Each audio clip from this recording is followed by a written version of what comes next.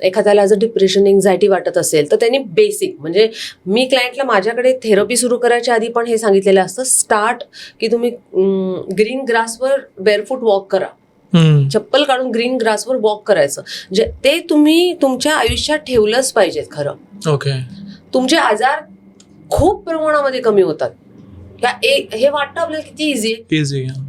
कितीतरी क्लायंटला काय झालं मागच्या वेळेला केलं का वॉक केलं का नाही झालं अजून मॅम नाही झालं. म्हणजे मी इथपर्यंत क्लायंटला सांगितलं की ते आजकाल तर ऑनलाईन मिळतं ना खरी ग्रास नॉट प्लास्टिक ग्रास ती तुम्ही तुमच्या बाल्कनीत आणा त्याच्यावर उभं राहा. काम करताना तुम्ही लॅपटॉपवर काम करताय ना ओरिजिनल ग्लास तुम्ही कशावर ठेवा त्याच्यावर पाय ठेवा तुम्ही तुमचे ऍटलिस्ट काही काळासाठी.